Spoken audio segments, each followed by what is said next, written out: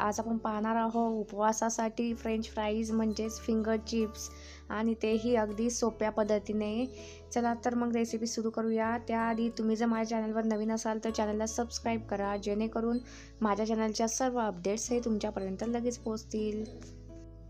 French fries बनवण्यासाठी मी इथे घेतले आहे 4 मध्यम आकाराचे बटाटे.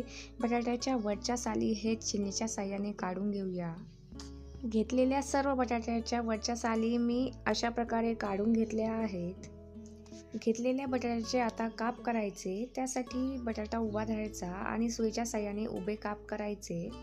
कट केलेले काप आडवे ठेवून त्याचे परत उभे होतील अशा प्रकारे काप करायचे. कशा प्रकारे करायचे आहे हे तुम्ही व्हिडिओमध्ये पाहू शकता. जास्त जाडही नाही आणि पातळही नाही, अशा प्रकारे काप करायचे. सर्व काप करून घेतले आहे. यातील स्टार्च आपल्याला काढून घ्यायचा. त्यासाठी एका भांड्यामध्ये आपण थंड पाणी घेऊया. त्यामध्ये हे सर्व काप टाकूया आणि व्यवस्थितपणे हाताने स्वच्छ धुवून यामधील स्टार्च वेगळा करायचा. पाणी हे पांढरे होताना तुम्हाला दिसत असेल तर साधारणतः 2 ते 3 वेळा हे असे स्वच्छ पाण्याने धुवून घ्यायचे. तर बघा, तुम्ही पाहू शकता कशा प्रकारे स्टार्च हा वेगळा होत आहे.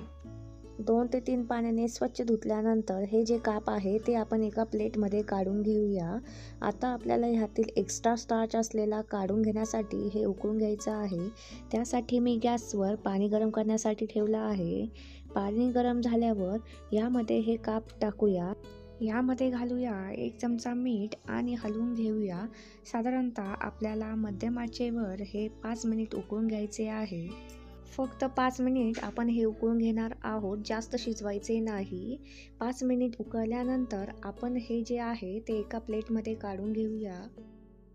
फ्राईज आता आपण कापडावर सुकण्यासाठी ठेवणार आहोत.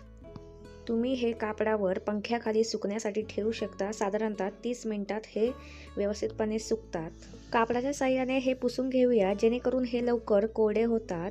साधारणतः हे सुकल्यानंतर आपण हे एका प्लेटमध्ये काढूया. ही प्लेट आपल्याला साधारणतः 2 ते 3 तास फ्रीजमध्ये डीप फ्रीज होण्यासाठी ठेवायचे आहे. हे फ्रेंच फ्राईज तुम्ही एका प्लास्टिकच्या पिशवीमध्ये पण भरून ठेवू शकता. 2 ते 3 तासानंतर डीप फ्रीज झाल्यानंतर मी कढईमध्ये तेल गरम करण्यासाठी ठेवले होते. तेल गरम झाल्यावर त्यामध्ये जेवढे बसतील तेवढे फ्राईज टाकूया आणि आपल्याला हे 2 मिनिट फ्राय करून घ्यायचे आहे. अशा प्रकारे उरलेले सर्व फ्राईज फ्राय करूया. हे खाण्यास कुरकुरीत लागण्यासाठी आपण हे परत एकदा फ्राय करणार आहोत. तर आपण सर्व फ्राय केलेले परत एकदा फ्राय करून घेऊया. तर आपले फ्रेंच फ्राईज तयार आहेत. प्रोसिजर मोठी जरी वाटत असली तर तुम्ही डीप फ्रीज करण्यासाठी फ्रीजरमध्ये ठेवल्यावर कधीही तळून खाऊ शकता. ह्यावर थोडेसे मीठ किंवा मिरेपूड किंवा मिरची टाकून सर्व करायचे. तर फ्रेंड्स, कशी वाटली तुम्हाला रेसिपी नक्कीच कमेंट बॉक्समध्ये सांगा.